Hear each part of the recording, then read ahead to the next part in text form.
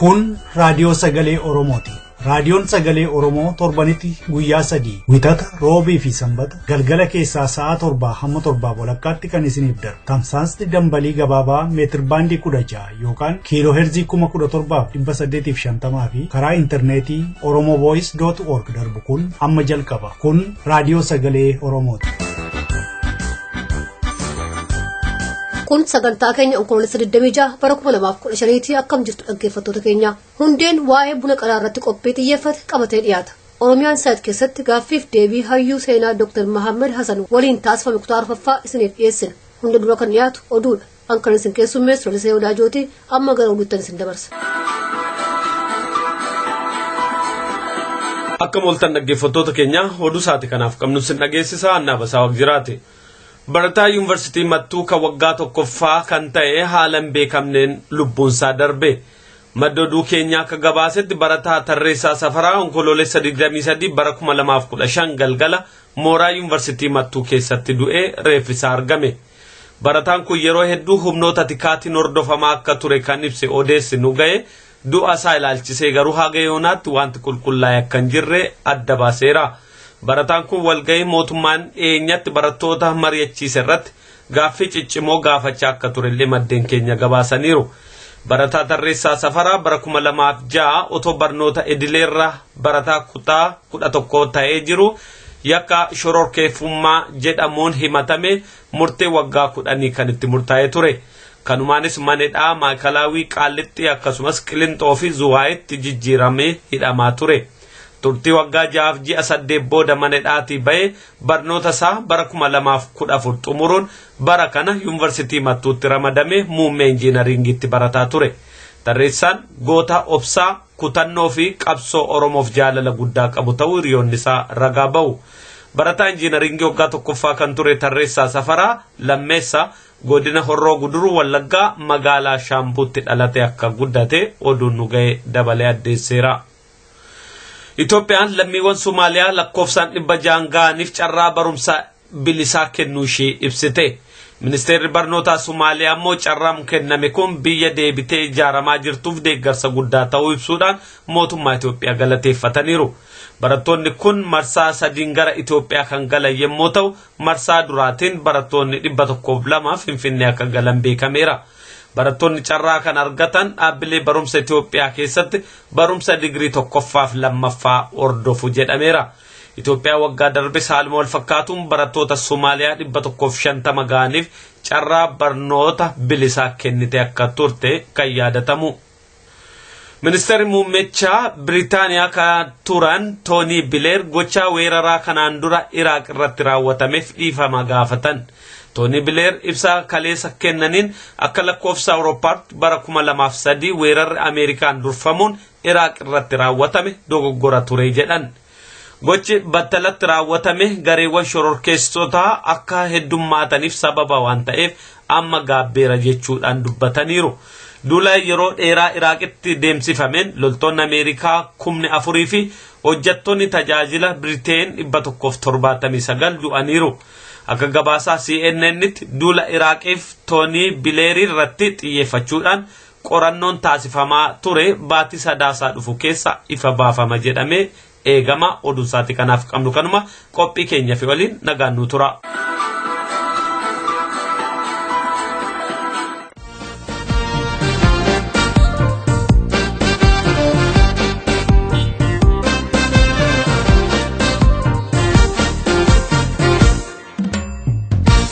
Badeera fuudhee jarru inni waan garaa qimee fixeen jiru yakkitee saaxileen jiru marakkate rakkoo jiru bara gara bal'aan daangoo waan se'anii kadhannee dadhabne jara hamtuu malee qottoon xaafii muru dhagiiraalee wanna kutataan irra jiru hamtuu malee qottoon xaafii muru dhageelaalaa akka kutataan itti jiru hamtuu malee qottoon xaafii muru dhagiiraalee wanna kutataan irra jiru hamtuu malee qottoon xaafii muru dhageelaalaa akka kutataan itti jiru.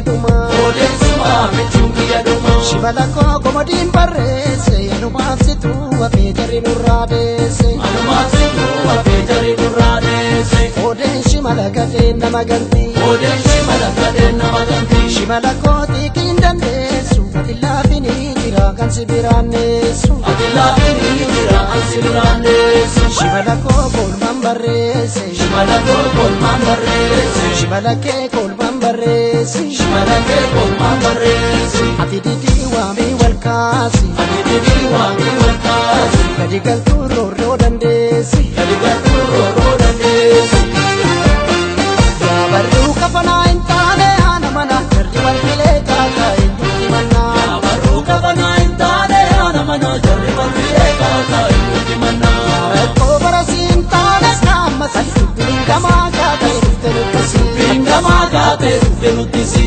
Saneessanumaa uummanni kun onguguma dubbiin kalee dhoote dhufte dhuguma Saneessanumaa uummanni kun onguguma dubbiin kalee dhoote dhufte dhuguma Ibuuyyuu saasirnuma saduu faarsa Sobchite gadoon biqiltee akka coqorsa Sobchite gadoon biqiltee akka coqorsa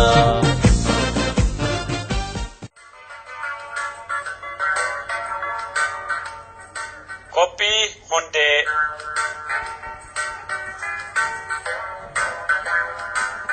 Guutuu Oromiyaa keessatti bunni ni qalama. Buna qalaa jechuun maal jechuudha? Bunni akkamitti qalama? Buna hundatu qalamaa yookaan buna hundatu qalmaaf ta'a? Buna qaluunoo maal jechuudha? Bunni immoo wayita kam qalama? Dhimmoota kanarratti xiyyeeffata qophiin keenya torbee lamatti guyyaa tokko kan dhiyaatu qophiin keenya har'aa kan hundee. Akkam jirtu dhaggeeffattoota keenya qophii buna qalaa har'aa kan isinii dhiyeessinu gaafa ayyaana irreessaa biyya Hoolaandii magaalaa Amsterdam irratti kabajamee ture irratti bo'areeroon waa'ee buna qalaa irratti barumsa isaan namootaaf kennan isin dhageessifnaa jechuudha. Maarree dhaggeeffattoota keenya yoo hanga xumuraatti nu waliin turtan sagantaa kanarraa waa hubattu kan jedhu abdii qabna. Amma gara barumsa obbo Areerootti. Biyya Oromiyaa keessatti akka inni biqilu hubatama. Haa ta'u bunii maanii yoo nu jenne buni sangartan kun haammi olaalan akkan hin jedhu kun dhaattu kennan bun dhuganillee niti wanni guddoo beekamu bun qalan kan. Buni nagaa waliin deema. Oromoon bun nagaa waliin deema. Yoom eebbifattee nyaattee dhuddeetini haatee sibira deemtullee bunaa nagaan dhabin jedhe. Yoom deemanu bunaa nagaan dhabinii jedhan. Fakkeenyaaf fudhanna abbaa warra yoo amna duul deemullee guyyaa deemu buni qalata. Imaltuu deemuu sarara beekanii jechuudha. Gaafa galee yoo amna duul sun offaleetiin galee buna qalan. Nagayaan galuu isaa beekama. Buni yoo qalan ollaan koota bun nyaadhaa jedhan. Buni qaluu fi buni ciranii jedhan. Buni ciran suni afaan fulaa yoo amirra buqqisan suni fulaan minni mukatti hin ejjisuun. Fula sun irra kuta. Yoo sun irraan kutini dhadhaa kanaan midhaagetiin akkan hin ta'u gubata. Fula suniin dhadhaa fudhateetiin midhaagee bilchaatee hubata. Buni ciranii jedhan. Yoo buni asii qalamee namni asii kan cufirraan deeman itti qoodanii namni sun cuftii bunu kut. Yoo bunu kut maan jedhan. Afaan si kunne afaan waa namtuu nurraa kutii jedhan. Namni akkam bun sun kut cuftii afaan si kunne afaan waa namtuu nurraa kutii jedhan. Afaan waa namtuu sirraa kun bunaan eebbifatan malee hawaa namtuu nurraa kutii jedhanii waaqa. Ammoo waaq bun sun uumsuni bun kana afaan si kunne afaan waa namtuu nurraa kutii jedhan. Buni yoo jiltolfatanii jilfeet yoo taate qara bunuun qalan wanni duraa taa bunu yoo fuudhal yoo heeruma yoo ittal karaa dhaqanii wanni qara deemanii wanni qara bunaaf tambo wayaaji akkanaa handaaratti hidhatanii kaanii deemanii jechuudha. Looni horii maani waan guddoo suni wanni guddoo sun bunaaf tambo daraara dhufanii kennatanii jechuudha. Buna kaan tambo daraara tamboon daraara jedhanii bunaan kumedhan. Kum namaa saa horedha. Yoo dhufanii kennanii daraara. Oo daraara marsadii walitti. Kaan bun. Oo kum namaa saa hore. Oo kum namaa saa hore. Kumi sun bun. Kumedhan malee bun jedhan oo kum namaa saa hore. Bun kadhaan dhufan suniif tamboo kadhaan dhufan sun akkisiin kabaja qabduuf akkisiin ulfinni qabu. Ollaan kuyyoon nimman kuma ta'ee warri sun cufan dhaqqabsiisan. Ifamallee naa tolcha akkasii yoo iyyuu dhufan daraara abbummaa fudhatuuni. Ittalti sun kadhaa dhufanii olla sun cuffadhatan. Kaabbadhallee malee ittalti ta gosaati. Buni sun nam cufan gaa jechuudha. Daraara sun nam cufan gaa. Buni yooyyuu iltal dubra kadhataniif namaa kennan buni dhageettii geeffannaa jedhan. Asii guyyaa cidhaa yookiin guyyaa fuudhaa sun tolfannaa hin jedhan. Guyyaa sun tolchuuf bun dhageettii tolchan. mucaan ebel warri bun dhageettii geeffateedhan akka buniitti kabaja qabu. Mucaan ebel warri buna dhageettii geeffateedhan warri ittalaallee ittalebel warri bun dhageettii dhufaa jedhanii ollaa cuftii qub qaba guyyaan ni dhufsuni hin qophaa'an. Yoo bun dhageettiitii dhufan buni ka guyyaa kaanan daaratti hidhanii dhufanii ni duubar bun wayatan guutanii dhufan abbaan ittalaa sun waan dhufanii waan kadhaa waan wayaana dhufu horiina dhufu beesena dhufu wanni ammoo laallatan bun sun bun akkamti laallatan yoo amma horiin galee mataniiti walirra deebi'an kaanii ammas bun qalanii bun dhawaa jedhanii bun dhaatanii bun ibiddaan naqanii aanaan goromsu muchi qixxee ka muchi abranuu qabu mirgisaa sun ilmanii okolee sun keessatti ajjissanii bun dhaatanii jedhan sunillee kee dheertu aadanii bi ammoo bun suni ollaa marsee qubat kana okolee ollaa kana okolee eenyutti irra guddaa jedhanii ollaa wal beeku okolee eenyutti okolee guddaa qaba okolee eenyutti irra guddaa jedhanii barbaadanii dhaqanii itti fudhatan abbaan yoo bun sun tuffate okolee sun inni hin guutini amma guyyaa fuudhaa tolchuuni in ulfaata warri soddaa ammoo walumaa biraa dabra. Tanaafu kabaja bunaa jechuun bunii agas kabaja qaba. Guyyaan ammoo fuudhitti tolchan sun maqaaneen har'a bun dhageettii dhufedhan. Buni dhageettii guyyaa fuudha tolchi malee eegi buni dhageettii hin kennamin guyyaa fuudhan ta'u. Tanaafu maqaanuu buna guyyaa bun dhageettii jedhan. Buni akkan kabajaa qabaa jechuudha. Amma buna diiramchuuf bunum qalatan. Bun qalatee eebbifatee horii bobbaafata. Anuu gaaf diqqaa yoo buni nyaatiin loon ittiin rafee bada. Yoo mana bun hin qabne Oromoo waan hin qabne walirraa fudhata. Ijoollee ollaa walitti ergata. Yoo dhugumaan hin qabne waliin dhowwatan. Ayyoon yoo bun qabatan buna diqqaa sameenaa hinnaa jedhan yoo jedhani. Yoo bun hin qabne hin jedhan aadani. Buni nuufumaa jedhan. Waakkachuu bun hin qabnu hin jedhan. Kalabbuu hin beeknu buni nuufumaa jedhan. Lafafa bu'eetiin kanamii hin argin faan jira. Yoo sunillee kanni ammoo hin argin sun. Waakkatte akkanaan bun dhowwatte waan falfal dhibii seentetti waa fudhatamanii kalabbuu hin beeknu buni nuufumaa jedhan waakkiin isaallee akkan bun hin qabnu hin jedhan isiillee yoo dhabdee deebte akka namni sun bun hin qabni namanti maan jennaan ka bun qabu waliin dhowwatanii kunillee akkanaaf fakkaata buni ammoo buni manaa qalanii jira bun karraa qalanii jira yoo ka hubanne taatu karriti taloon fulaaloon galanii sun lallaa akkam jaalanii fulaan loon galanii sun karra looniiti fuloo jira karraa jira bun karraa ammoo guyyaa cuf hin qalan arri bun karraati jedhanii reerii kun cuftii bun karraa sun qala maan jennaa waayini waa kadhachuu guyyaa tokko bun karraa jedhanii karraa qalanii jira bun karraa sun yoo qalan mucaan hangafa mooqa tokko jira mooqa bunaa jedhanii ka bunaan qalanii jira mooqa sibiila Oromoon duri sibiilatti bun hin qaltu eela sibiila tamuun itti qalanii jira malee wanni ammoo bun sun itti tooranii wanni sun tolchanii qorii bunaa jira qoriin tasa galee nyaatanii tasa bunaa ta kophaa jira mooqalleen sunu bun sun yoo qalan dhadhaa bun sunii nami cuftiin ibsata kakara deemulleen yoo amma akka siittoo fudhanne amma nami yooyyuu baallaa wayii qabu saaddii waan dabruuf yoo jarjare bun sun bira hin deemu yoo ka deemullee ta'e yoo ka jarjar ta'e ka wanni sun waan fardii kan ni deemuuf taate dhadhaa sun ka buni sun hin bilchaatin mooqaa qaluuni jiranii sun fuudhee akkam qubaan tuqee addaan tuqatee eebbisee ka'ee deema. Agan jabaa jechuun nami karaa deemulleen nami bun siiqale nama horii siiqaloon siiqalellee hin caala. Dhadhaan dibatanii dhadhaa adii kan malee dhadhaa bunaa ammoo dibatanii hin ibsatan. Nami cuftiin ibsatan fuul ibsatan dhadhaa bunaa akkuma nami ibsatu sun loon illee dhufanii addaan qaban yoo karraa qalan. Kormi loonii korma gartee mookaloo suni goromsi aawwechi dullachi kanaan qabanii jechuudha. Aadaan Oromoo tun durattu jira. Gaaf wanni kun cuftiin dhufin durattu jira. Qaqallachaa dhuftu malee hin banne illee agamma iddii isiinum jira. Dhalooti amma yoo akka laalanii nami gari aadumtana laalu yookiin sagalee aadaa fa nyaachuu fulaa waan dhufuun kunini itti ulfaata. Ati Oromoo kan kee ta'u akkamiin beeka akkamiin si beekan. Gabaabduu wanni buna kun guddoo yooyyuu sila warri argaa dhageettii qabu warri beekumsi qabu ka gooroo guddaan sun ibse guddoo dheertu kanaaf ardaa waan qabu huno aganumaa gabaabsadhaa waan na dhageettanii fi galatoomaa ulfaadhaa wayyaa.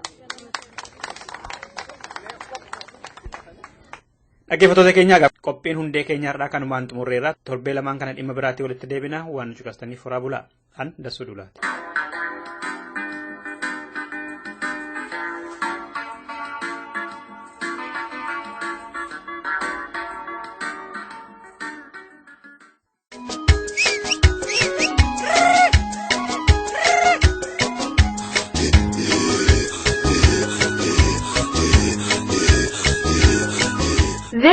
Oromo Voice Radio English program.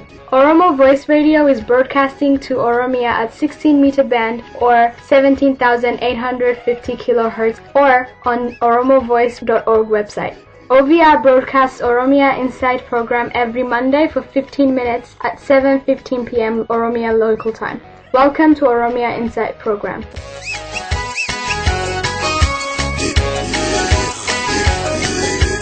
Welcome to Oromia Insight. My name is Ali Galato. This is part 4 interview with Professor Muhammad Hassan about the Oromo and the Christian Kingdom of Ethiopia. In the last 3-part interview, we discussed about why Professor Muhammad chose the title, The Oromo and the Christian Kingdom of Ethiopia, different chapter of this book, about the benefit of learning history and the importance of power.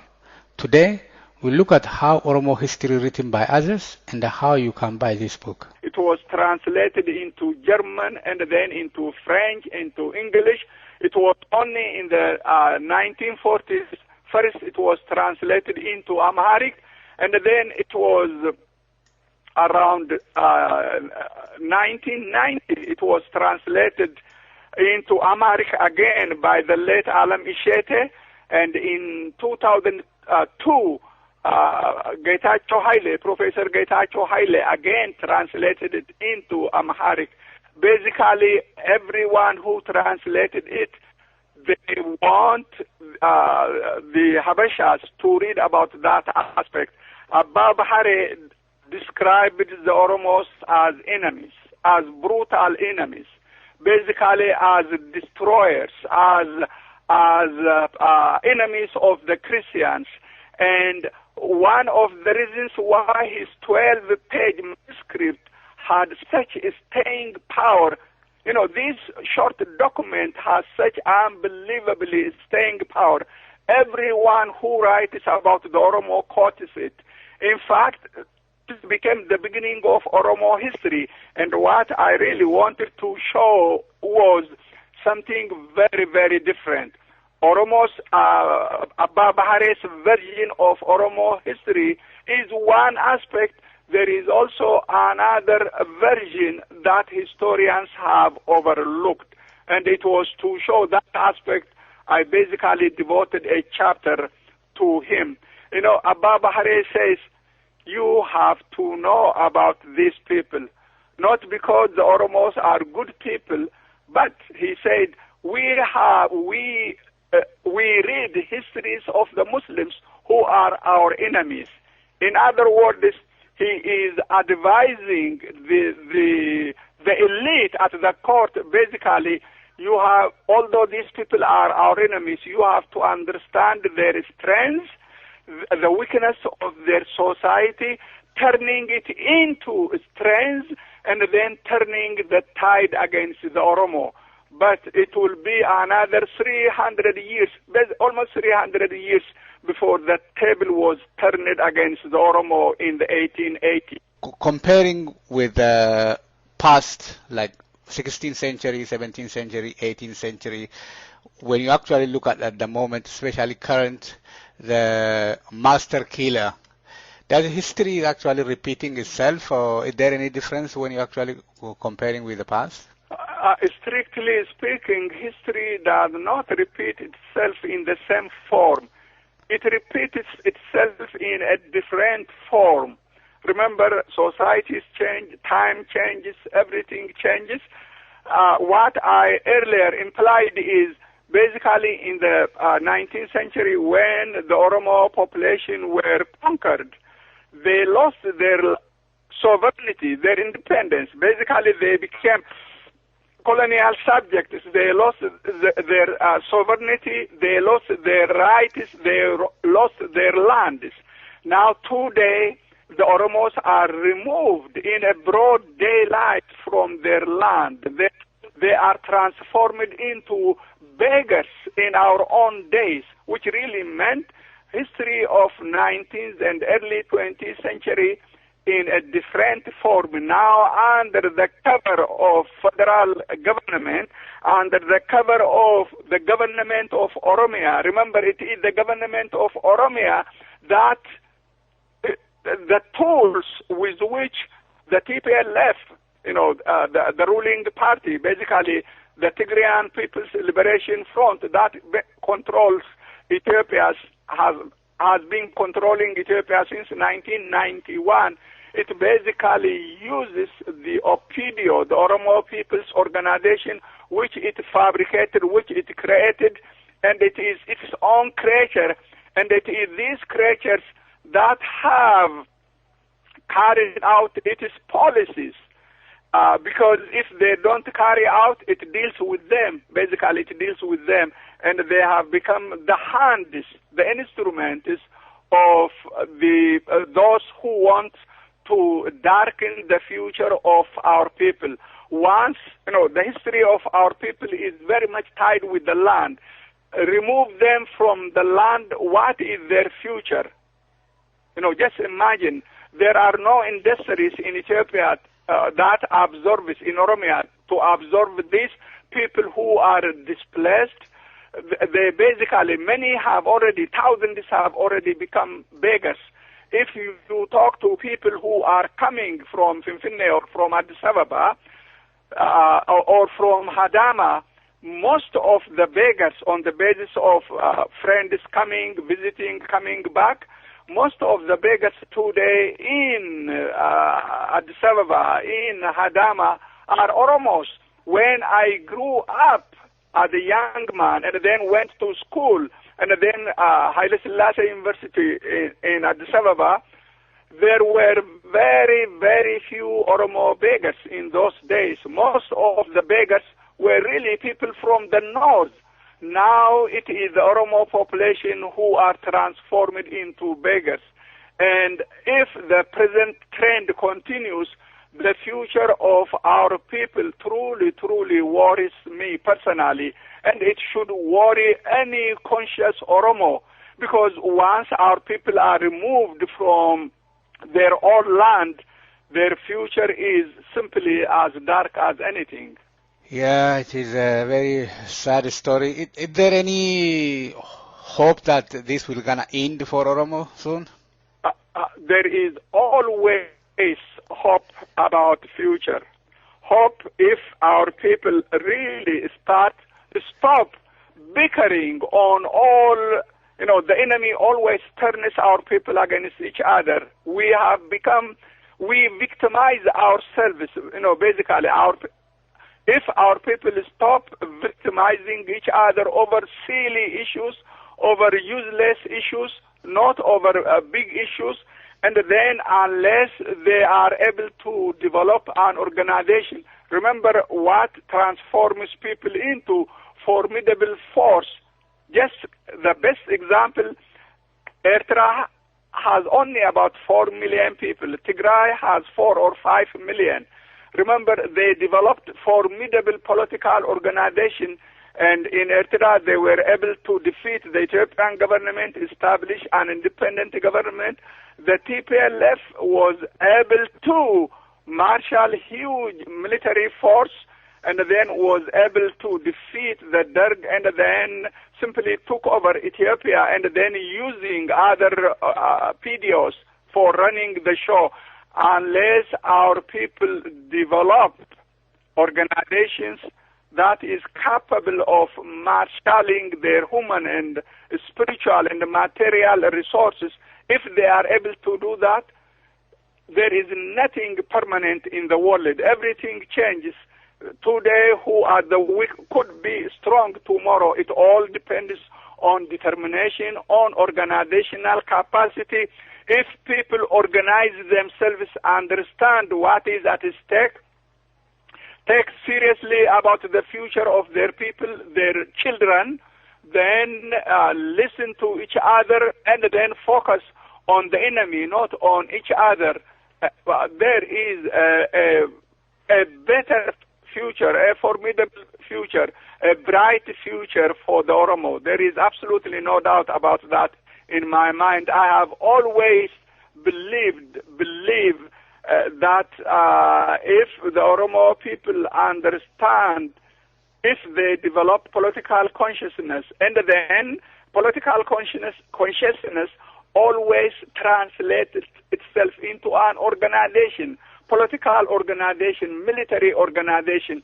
Once the Oromo really become politically strong, militarily strong, remember we live in the world where the strong survives, the weak suffers, basically. And we have to create our own military strength, political strength, economic strength. Without that, no one takes you seriously. Foreign powers never pay any attention to you.